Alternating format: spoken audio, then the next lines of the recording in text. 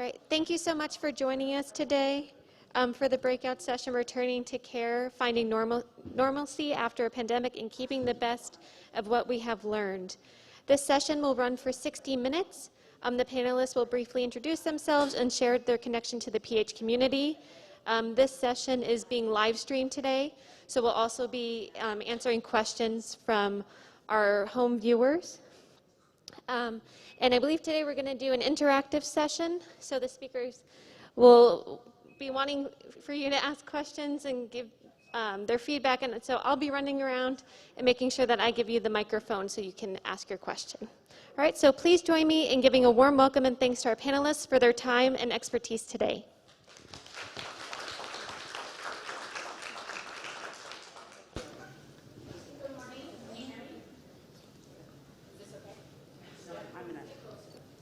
Good?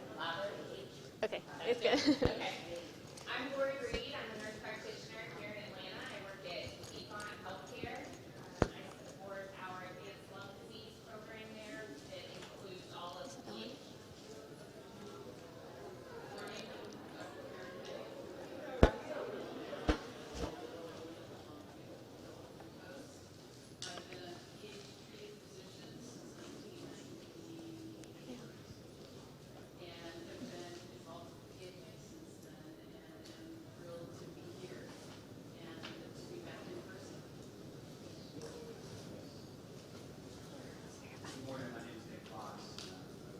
I just don't know if the microphone's on. And there are 3 years at home area hospital there. I've been practicing PH for the last 3 years.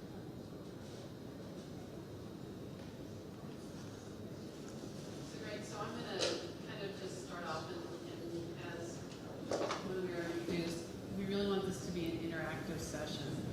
But I think what I would like to do is start a little bit, and then I'm going to have Lori and Nick add to that, is talk a little bit about, from our perspective, what the kind of pandemic changed in how we provided care to our patients. And now that we're learning to live with this pandemic differently, what that means.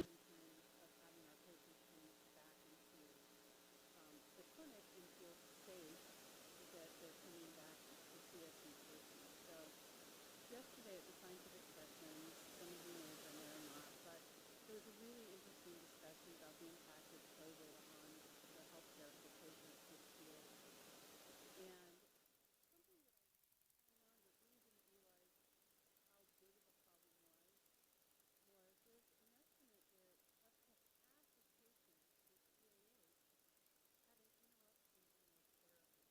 therapy during the COVID pandemic at its height. Probably a lot of reasons for that, but one of the reasons is the decrease in the interactions that we had with our patients, either because they were afraid to come in and see us physically, they were worried about anything, they didn't have access to virtual, any of those issues. But there was... It's not a push to talk, so it should just be on. Oh, it should be, oh. Because you were holding the button. Oh, that's what I was doing. Oh, well, it said push, so, okay, well, that's way too loud now. There's no need to touch the microphone. Okay, that's good instructions for us.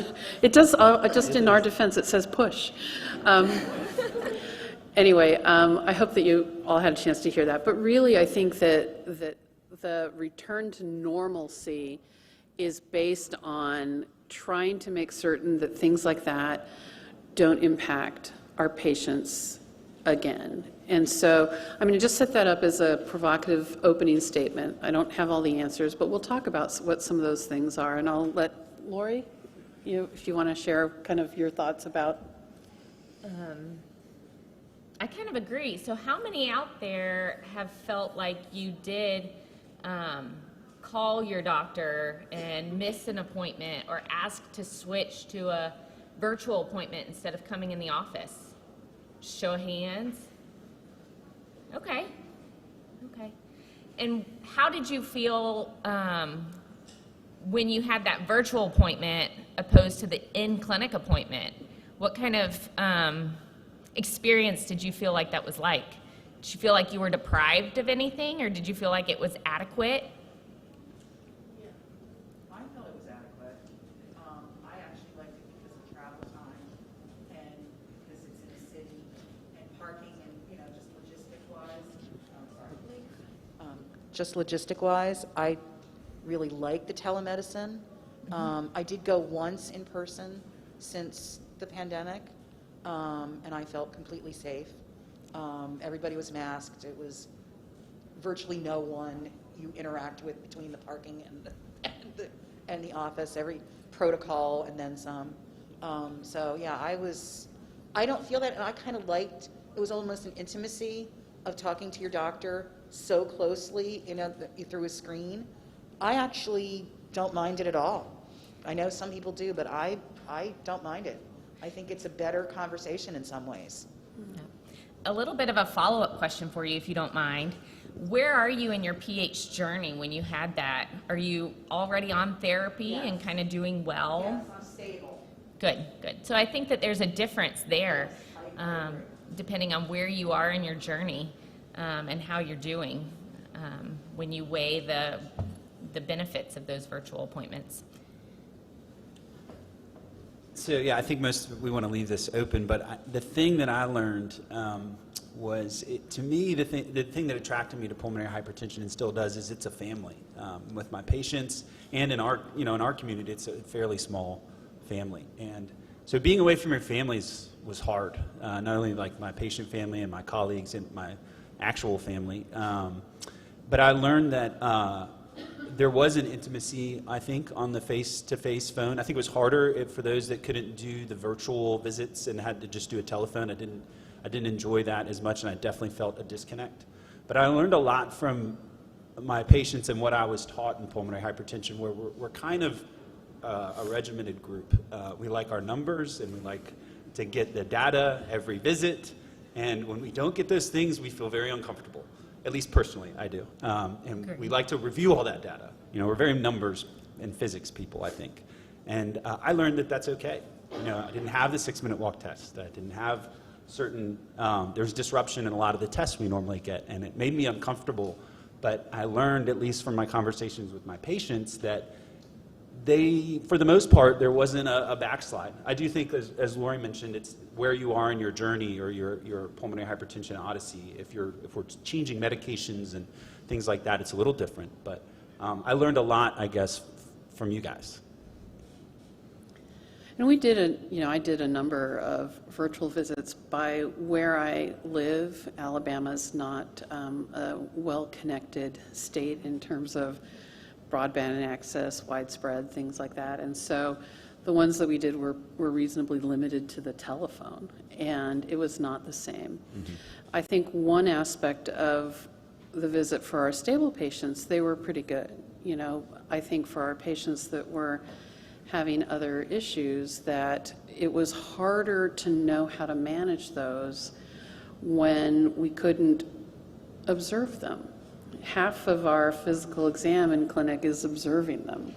It's not laying on hands and things like that. And so not being able to see your ankles peeking out from under your trouser legs and things like that, were things that were really missing for those patients that were not necessarily as stable.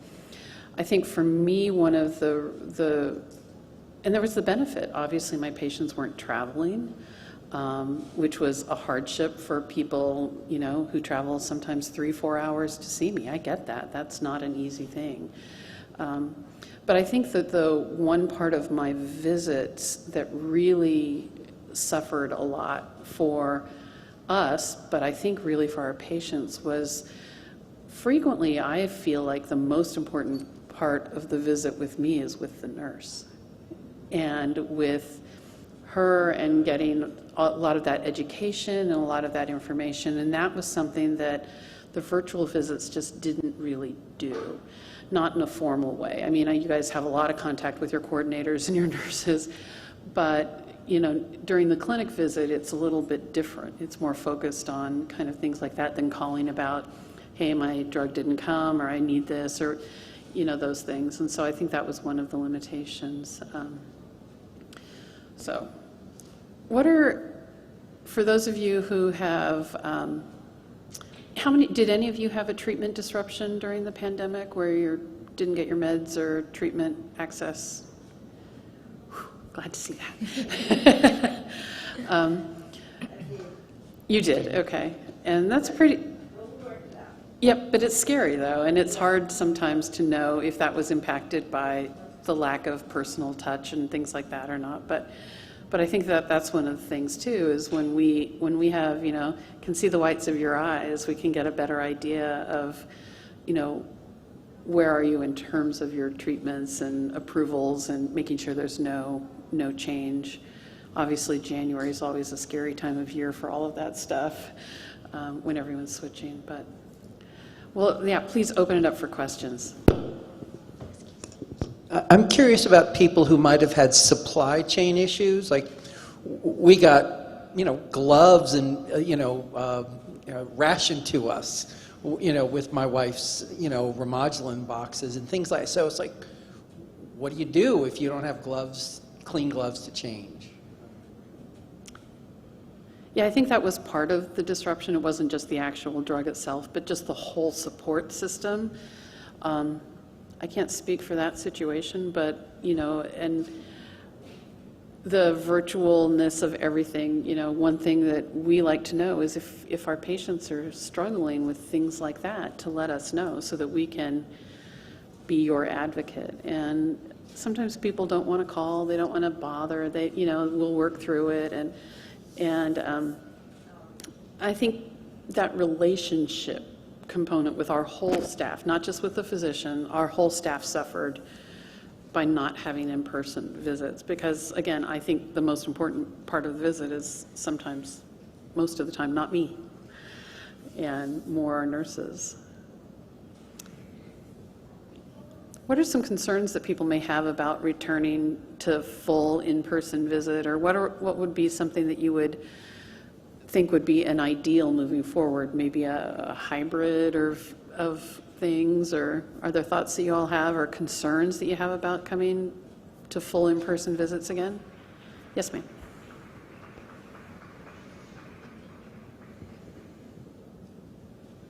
I still haven't been to see my PH doctor. She's at Houston Methodist, and it's such a big hospital, and they still have a lot of COVID patients there, and I still haven't gotten up the nerve to go and see her. So have you talked with your office about I still your do concerns? televisits. But I guess the question is, have you spoken with them about your concerns about coming back in person? If they had a chance to talk to you about what they're doing to mitigate that type of risk, or to help you understand? Yes. Okay, yes. well, that's good, because I think that that's important, is that communication. And yeah. And so far, they've been really supportive. My team in Tyler, they've been doing like my 6-minute walk and everything that was due. But yeah, I still have not gotten up the nerve to go to Houston, to the big hospital. So it's still a challenge. You mentioned 6-minute walk. That had me think of a question. Did anybody in the audience today, did their physicians have them do, like, map out a 6-minute walk at home? Because we toyed with that a little bit, and where we could objectively track that at home. A couple people maybe.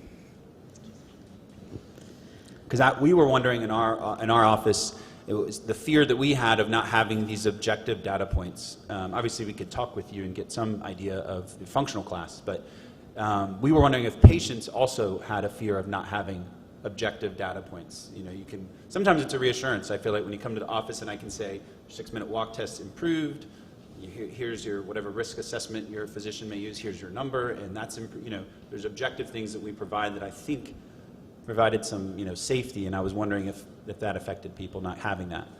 There's right here, and then there's a lady in the back, a couple rows back. I was able, without the 6-minute walk, but I did my yearly echoes, and I did blood work a few times a year. Okay. So he had the data that, he's feeling, and I'm trusting my doctor that if he really wanted me to do a 6-minute walk, we would arrange it, I would Sure. come in or whatever. Sure. So, again, it's talking with your team. And also my nurse coordinator is also a support group leader in one of the support groups so there's always discussion, so. Great.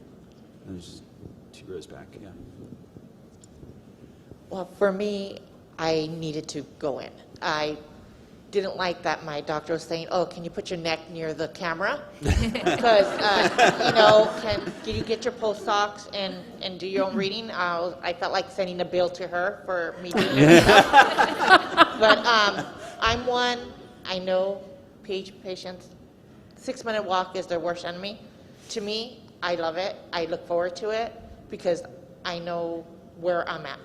And in 2020 of December, unfortunately, my family, we did catch COVID. I was in the ICU for about 10 days.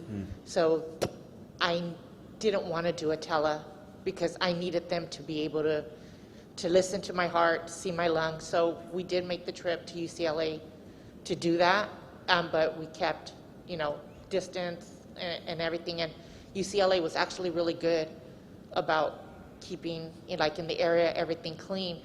So for me, I needed that one-on-one in the office, not over the phone, because they had to hear my breathing.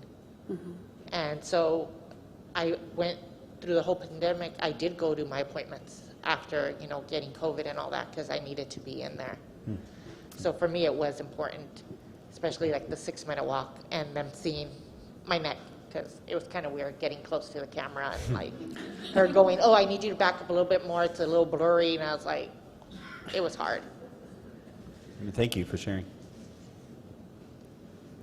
How many people have a local provider that they also see, a cardiologist or a pulmonologist, aside from their PH specialist? Okay. So here in Atlanta, we see a lot of people down in Macon and hours away, just like you guys experience. It's an appointment burden to try to get up here. And so we have coordinated with the local teams to get those 6-minute walk tests. Sometimes the cardiologists are like, "How do I do that exactly?" I'm like, "Just measure it out."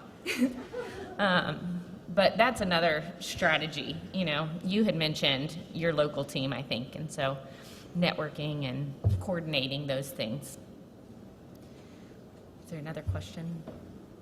Yes. We have one from the live stream. Someone asks, the COVID virus seems to be more contagious than in the past. Should PH patients who have vaccine/boosters continue to avoid indoor public events? As we're in an indoor public event. Yeah, it's a hard question, but the answer is, and what I tell my patients in clinic who are vaccinated and boosted, and we are speaking to each other face to face with masks on, and I will always say, I'm glad you're vaccinated, I'm glad you're boosted, but this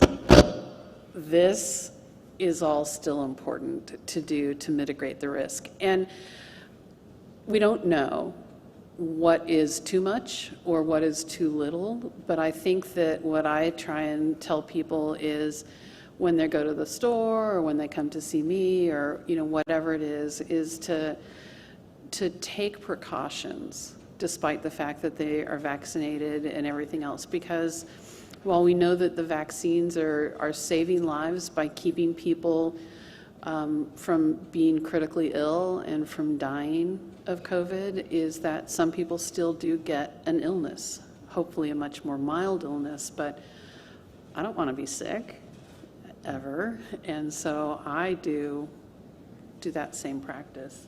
And our facility, I can't speak for other facilities, still requires everyone in the facility to wear a mask.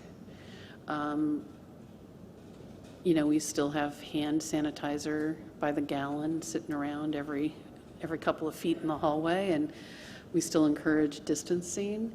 And that's to keep our patients safe, but it's also to help keep us safe so that we can be there to do the work. So I think that if you have concerns about the safety, that really talking to your team about what they do to mitigate that risk for you and to tell you,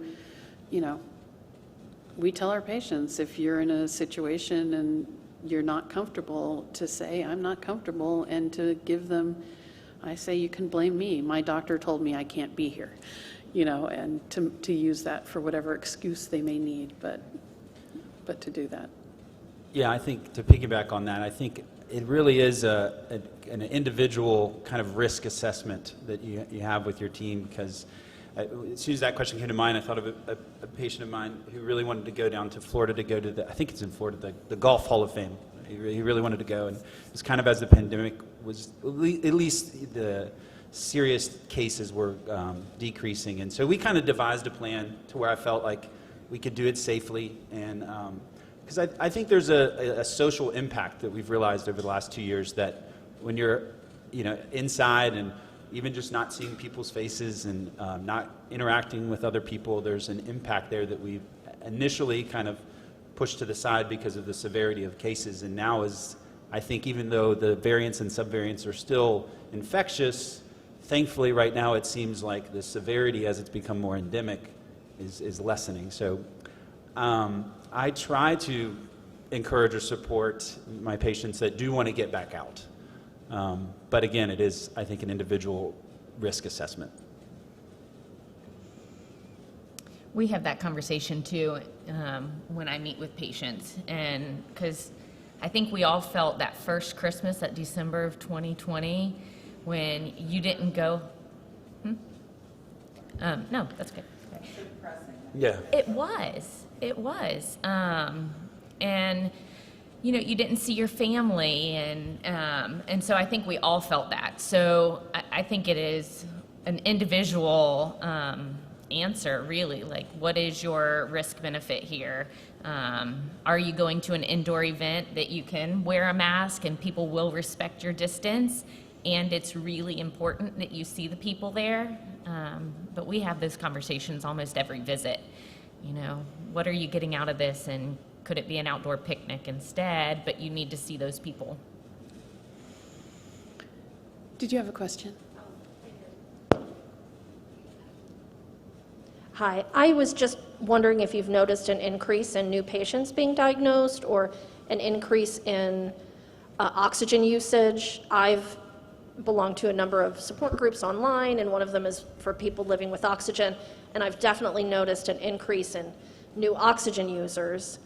And although I didn't have any interruption of service in talking with my oxygen supplier delivery guy, they were pretty busy. And so I just was curious about your point of view on that. I think many people who got COVID needed oxygen for some time afterwards. So I don't know if your group is specific to PH or not with oxygen users, but there was a big spike in the need for ambulatory oxygen for people as they were recovering from COVID. So that may be part of that. I didn't really see an increased oxygen use in my own PH population. In terms of the referral questions and things like that, I think one of the biggest concerns that I have about the concerns about coming to in-person visits was actually a drop-off in the number of referrals that we had to our practice. That has picked up tremendously in the last couple of months. But my concerns were, if I need a patient to come and see me, we're going to try everything we can do to keep all of us safe. My biggest concern was therefore not so much my own patients that I knew about, but all those patients that weren't coming to see us as new patients, and getting a delay in their diagnosis, a delay in treatment if necessary. That was and remains a concern. And a virtual new patient appointment is a nearly impossible task because you don't have all of the information that we would normally have, and especially if there's concerns about testing and things, you're going to need to do some things that are going to require close contact, and I think that was a big problem. So I can say our referrals in the last few months have been markedly increased, and I'm glad to be seeing those patients. I wish maybe I could have seen them a year ago or 2 years ago. Yeah. Was there anybody that went through, a lot of the assumption thus far in these conversations have been like kind of follow-up visits and things, but was there anybody referred in this last 2 years time period, like a new diagnosis? Because I know, echoes were not getting done, VQ scans weren't getting done, at least the ventilation portion. So a lot of the tests that bring referrals to us and identify patients were not being done. So you were fairly recent in that period? Right at the very beginning of 2020. So I was diagnosed December of 2019. Okay. And I saw Dr. Almalouf in January. And in February, he put, I was on, I was at stage 4, so he immediately put me on pills and then also on the infusion. Well, then right after I got on the infusion, everything shut down. So it was real hard. We had to communicate by phone. When I was going through all the illnesses, all the side effects and everything, it was all done by phone. I mean, it was really hard. And, also, I didn't have like the support groups. I didn't have all of that to help me. So even now, I mean, I'm still isolated. And since then, I've actually moved to Arizona, but I haven't given up Dr. Almalouf. In fact, I just flew back to see him before this conference. And now we just do it all on the phone. And regarding COVID, I was never really worried about COVID. I was always scared about getting it. But what was really funny was that a month ago, my family, I went up to Reno because I live in Arizona, and I went to Reno, and my family went there too, and I met my brothers there, and we all went out to dinner. And when we got back, my brother and sister-in-law, or my sister and brother-in-law got COVID. My other family got COVID, and then I got extremely sick, and I thought I had COVID. It came out negative, but then I ended up with double pneumonia. So here you worry about COVID, but you don't think about the other side effects or the other kind of illnesses that you can get from COVID. And, and luckily, Dr. Almalouf was there, and then my pulmonist in Arizona was there to help me. So, but it's been really hard during these 2 years. Sure. Did that answer your question? Yes. Yeah. Okay. Thanks. Yeah. Thank you. I think one of the other things too about, when you're considering how you want to manage your care going forward is to really have a frank discussion with your provider. A lot of it is, where are you? Are you stable? Are you someone that, has been very stable for a while? We haven't made medication adjustments, things like that. To maybe look at, if you're concerned about coming back, is to look at, could we do, half in person, half virtual? Could we come up with some hybrid, always with the, if something changes, I need to, you need to call, we need to figure out if things like that. I think that I have a lot of patients that live hours and hours away, and, for some of them, the hardship of coming in for a very stable patient, mitigating that with intermittent virtual visits, we learned how to do them. They're not perfect, but, that might be something, that I think, again, it's based on where you are. So I think, that's definitely something to talk to your team about. I will never say that I don't want to see your face. Absolutely, I want to. There was some intimacy on the phone that was a little different. The few times I got to Zoom, it was kind of nice to see my patient in their natural environment. And you get to sometimes learn a little bit, maybe a kid or a pet or someone else would wander through, and that was always fun.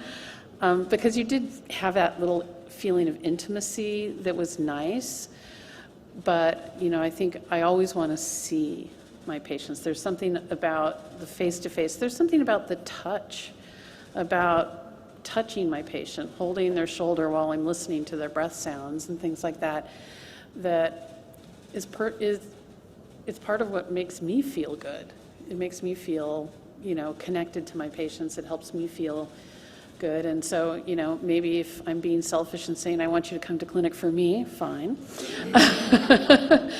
But I think that, there's a lot of those intangible things that come, and I think as the world is changing, and the reality is, this is not the first pandemic that the world has faced, and sadly, it will probably not be the last. I hope certainly it's not, that it doesn't happen again in the near future, but we're going to have to learn how to adapt to these things, as we go forward. I think, that's going to be a big thing moving forward. Yes, ma'am.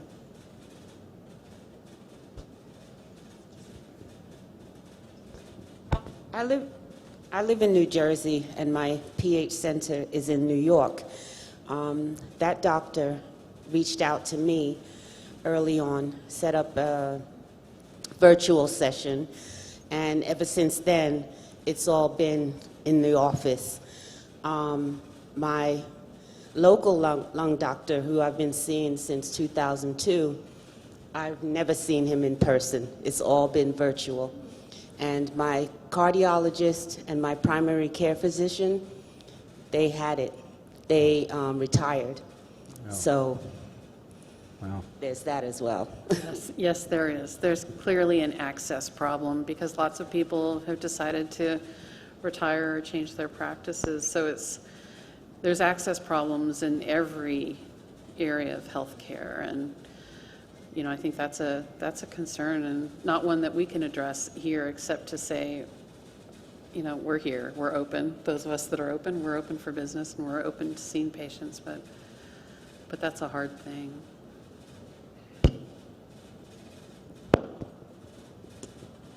I don't know if other people are seeing this, but we got a letter from my wife's primary care doctor who's going to, quote, a VIP program. So if you want to see her, you can pay $2,000 a year to be in the program. You still have to pay for your visits like before. It's, I just think it further exacerbates, the haves and the have-nots in medical, because there's a lot of people who can't afford that kind of, dues to be in the doctor club. Yeah, concierge medicine is, I think, taking off in certain, mainly primary care. I feel pretty strong to say that that'll never happen for pulmonary hypertension doctors. I can't imagine ever doing that. But it is, I share that concern and somewhat distaste for that. I don't think people are bad that are doing it. It feels icky to me. But for pulmonary hypertension, I think we will be always open to seeing you guys. But I do think in the getting back to the hybrid question moving forward, and where does this go in the future, and access to healthcare. I read a stat that less than 10% of PH accredited centers were doing televisits or telemedicine visits before COVID, which is not surprising, and that went up to 92%. So, I don't think that's going back down to 10%. It's probably not going to stay at 92%. So I think should help to some degree for access, especially in those PH centers where it sounds like a lot of folks here have to drive or even fly a good bit to get to. I think that'll help that portion of the access. But I think that the concierge type of medicine, and again, a lot of people are referring to what happened in healthcare, because COVID happened to healthcare too. We were not immune to the ravages of the impact of COVID in our own community, and a number of people have decided to retire. They're just saying, I can't do this. Sadly, a number of physicians lost their own lives while caring for patients during this epidemic. And so, I think access is a big concern. And, our healthcare community, we're going to face some workforce issues moving forward. We hear that all the time with nurses, that there's a terrible nursing shortage, and there's unfortunately a growing physician shortage.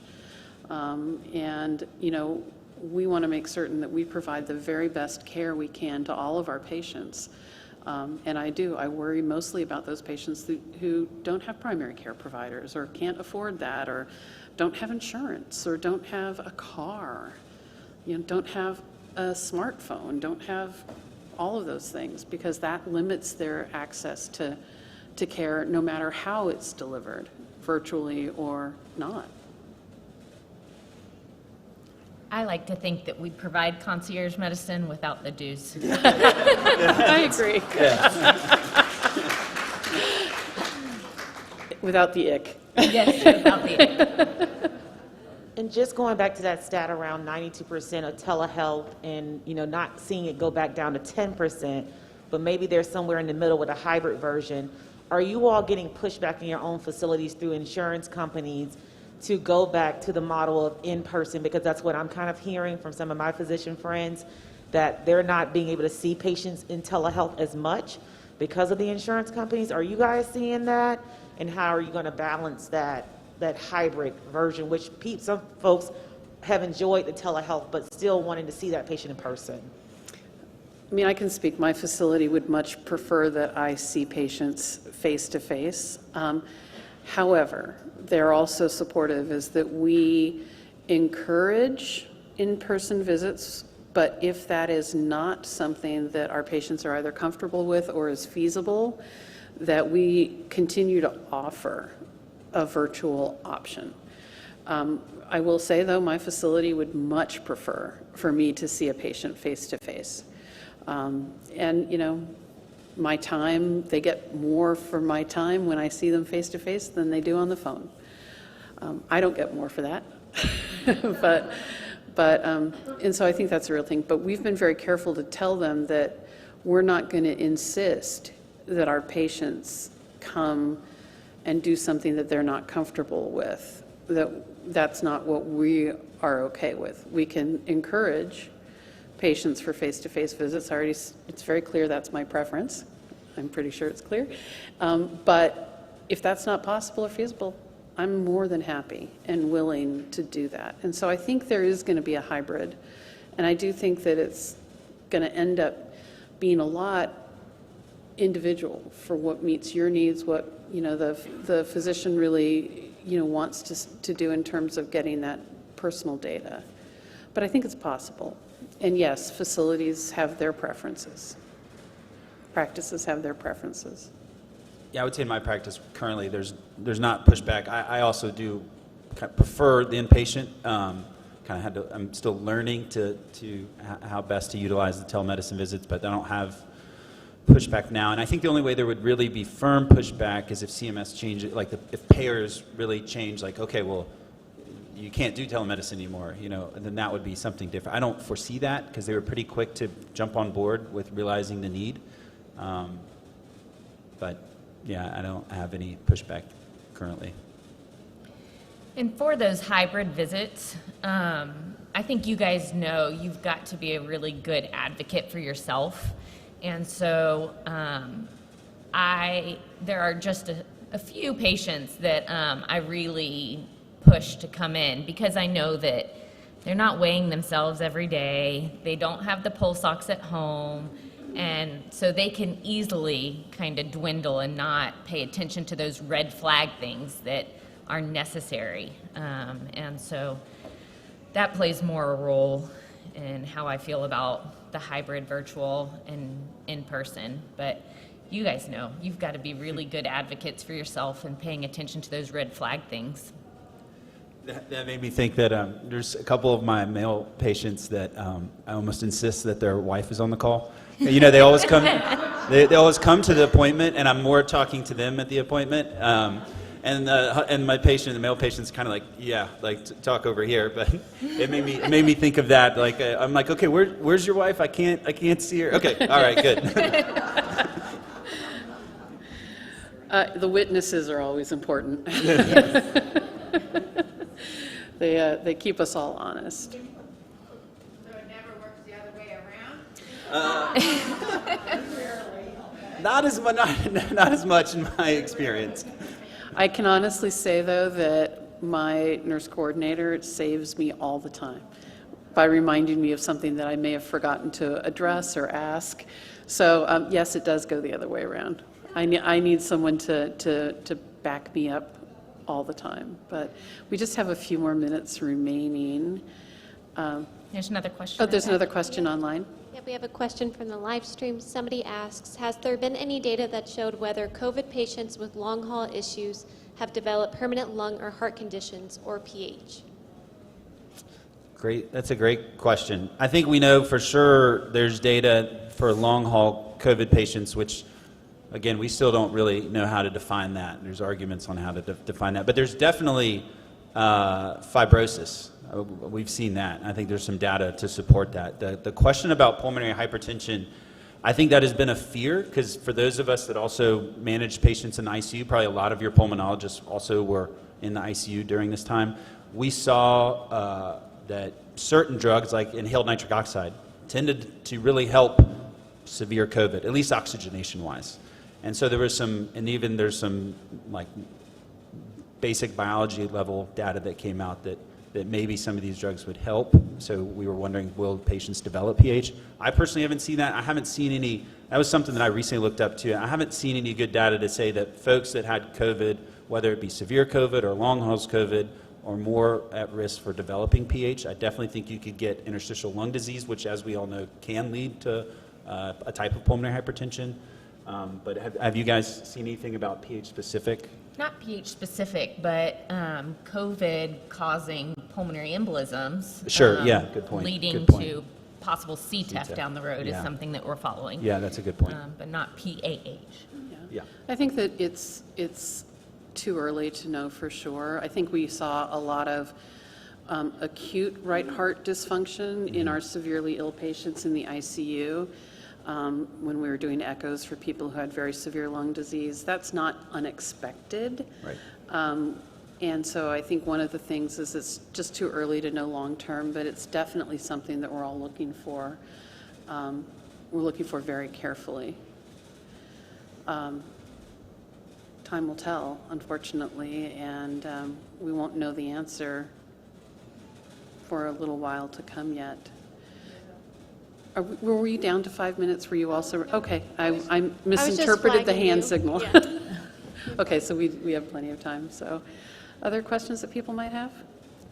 I'm a little bit hopeful with the pandemic. I know some people kind of huddled and hid, but I'm a little bit hopeful that it was an awakening for the general population too, to start paying attention to their health. So I have seen some people come in maybe a little bit earlier than those 2 to 3 year wait before official diagnosis to be seen sooner because they are picking up on their symptoms sooner. So not to sound like a disaster prepper or anything, but if there's another, would you have a checklist of things we should do, short of like hoarding supplies or, but any, if we're just being prepared, anything you think we should be cognizant of? I think you take your travel list and multiply it, right? Like when you guys prepared to come here, you made sure you had all your medicines plus a little extra in case of travel delays. I think you prep a little bit more. Don't hoard, but prep. Yeah, things will expire. But I think that the one thing that we may have also learned from all of this is that we all have to keep each other safe. And that means doing what we can to protect our own selves, but also to protect our community. So, we all tried our best to do the masking and the social distancing. People who were, getting vaccinated to help them, obviously, not get severe COVID, but also to help slow the transmission of those things. And I think those behaviors that we kind of really learned on the fly are going to be things that we'll need to do way up front, much more than we did. And I mean, vaccines take time to develop. That's not going to, but I think that behavior of what to do to protect one another is going to be something that we should all be, not in fear of, but prepared for. And I think that, one of the things I loved, I have kids, they didn't get sick. They didn't get sick with the flu or colds or GI bugs. I mean, that part of it was fabulous. I'm like mask and make all the kids like hand wipe every minute. That was not a unique experience that I had with my kids were healthier. we saw some flu, but not like we do normally. We forget that flu is really a bad illness, and it reminded us the way we can protect ourselves from severe flu with vaccination and hand washing and covering your cough, all those things that we learned. And I think those are the things that are going to help us the next time around. And I'm not a dooms, we knew that the pandemics would be respiratory because that's how we spread things easily one to one another, and we need to be prepared for a pandemic of a respiratory nature again. One thing would be for the checklist, I would think and you probably already do this, but if you were to get COVID and talking to either a different doctor, not your pulmonary hypertension doctor up front, or say you have to go to the emergency department, number one, definitely, I'm sure you would do this, but mention that you have pulmonary hypertension and what drugs you're on. There, especially one of the outpatient drugs to treat COVID can interfere with several of the pulmonary hypertension drugs. For the most part, it potentiates the effect, so probably it'd be okay. But there is a drug interaction there in some of the PAH drugs. Excuse me.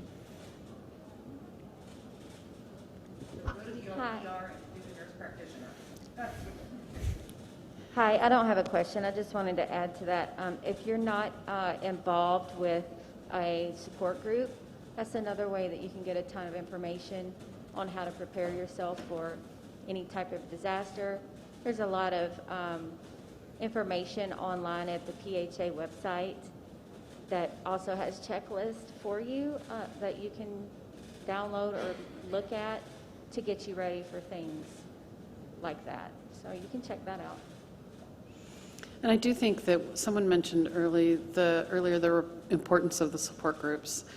PHA has done its best to try and continue to have a robust support group offerings. Went fully virtual for a while, and now there's an option for in-person support groups, really depending upon your local area and what you're comfortable with. But if you're not hooked up with a support group, there are plenty of resources at PHA to hook you up with a group, be it virtually, in person, whatever, because those are important ways to share experiences, to discuss concerns.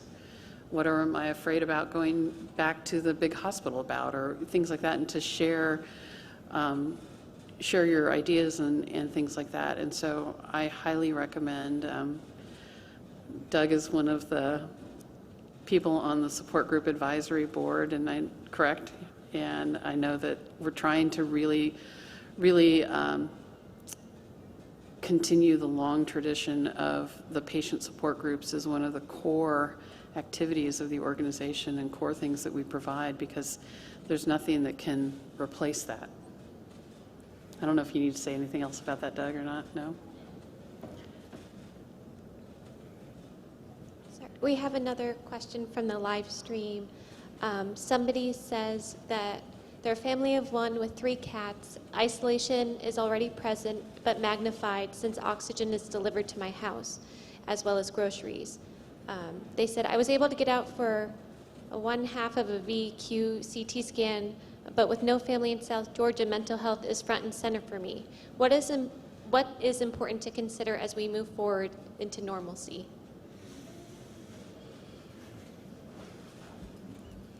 Was it specifically about mental health concerns, or?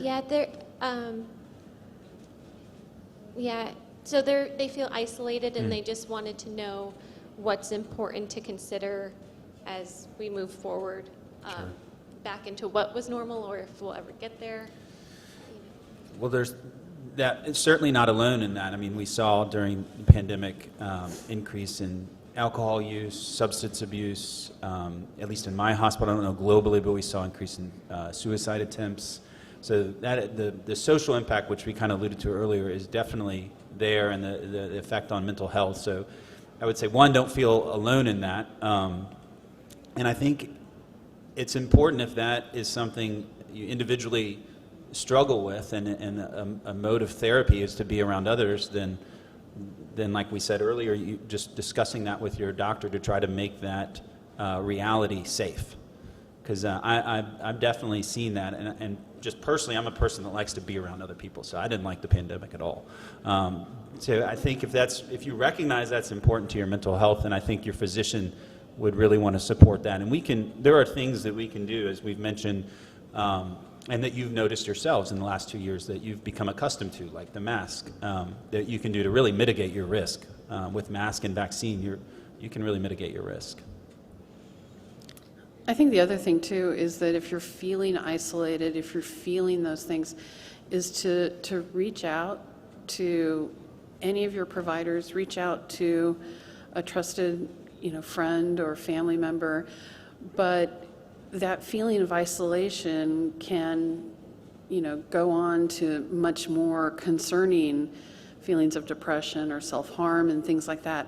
So if that's something that you're struggling with, is to call your PH team. I want to make certain that my folks are mentally and physically as healthy as they can be, and we will, make opportunities to try and find the right way to approach, that person's needs. And so it's definitely not something to continue to suffer with, because it will impact your physical health in tremendously negative ways to have that feeling of isolation. And, virtual support groups might be a real way to do that. You're not getting out there and worrying about your physical safety, but you're still having connections. And so definitely talk to your PH team. Call the support line at PHA and talk to them about options. That's what the organization is there for, is to help us all get through this with all of the support we need. So I would recommend absolutely reaching out. They had mentioned oxygen too, so definitely go back and make sure that the oxygen requirement is not what's preventing them from getting out, because your team will find a way to get you what you need to allow you to go out. Yes. I just wanted to reiterate that just how helpful virtual support has been. Not just the PHA, the PH support groups specifically, also there's peer-to-peer support. I was a co-leader when I lived in California, and my phone number was on there, and I would get phone calls from people who were newly diagnosed or not even sure. Like, we're available for phone calls, and if you connect with the support group and get phone numbers of the other people, we're meeting outside at a park, just trying to do what you can to help yourself get out of that isolation. I know I personally just really had to balance my mental health and physical safety, and had to, after a while I just, I didn't throw caution to the wind and was like, forget these masks, but to go and do things because it was important to continue to live my life.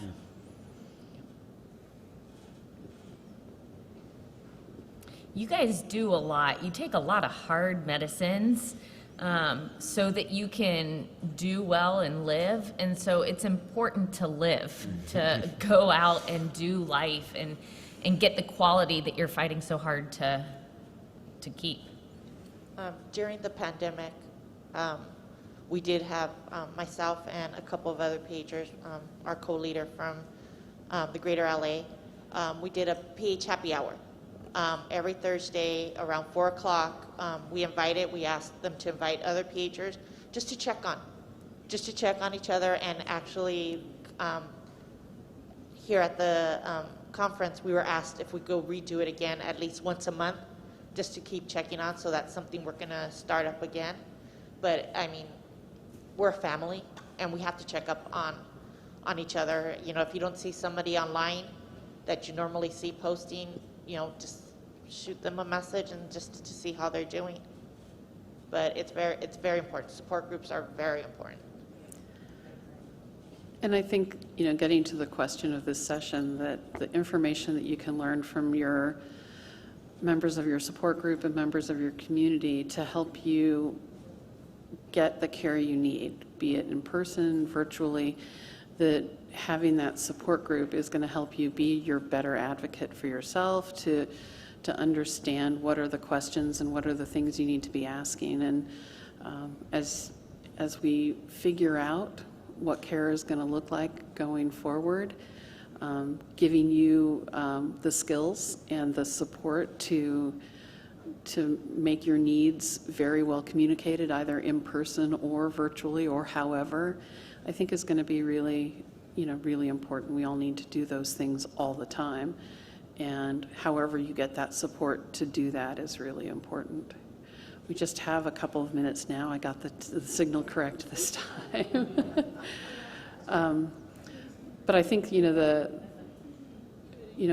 my summary for me, and we'll ask everyone to just say a sentence, is I want to see my patients back, and I will work with my patients to make certain that I do everything I can do to understand what their concerns are and how we can address their concerns about risk of exposure to COVID and to other things. I mean, hospitals are not good places to be, There's a lot of stuff besides COVID there.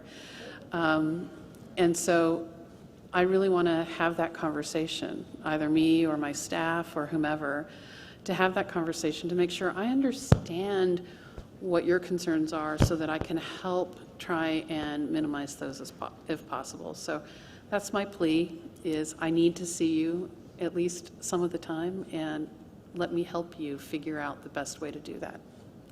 I'd agree. I have the same feeling. I want to see you.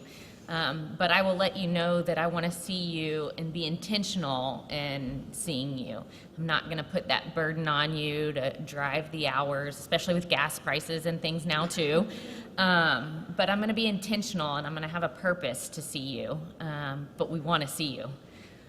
We want to see you, and we also will utilize virtual as long as you're a good advocate for yourself too.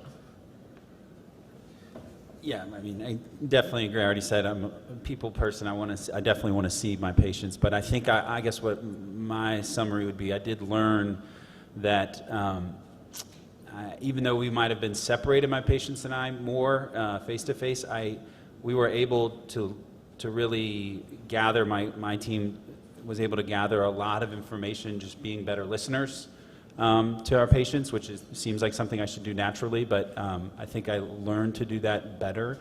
And so I think you, if you're a patient out there, you are a very good advocate for yourself. And you guys are so good with these difficult medicines, and if you've gone into this now and gotten the education, I think you can be a good advocate for yourself with your own pulmonary hypertension team. So I would just say notifying your team of any concern or changes. That would be my summary, because we've learned we can listen to you better than we probably previously thought, and we are able to go to bat and battle with supply issues as long as we just know.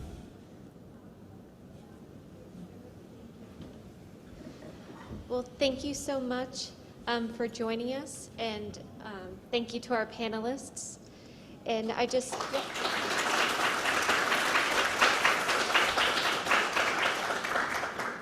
And I just wanted to ask everybody if you could please fill out the evaluation form for this session. If you open up the PHA 2022 app and click on Agenda, this session should be in the Grand Hall D space.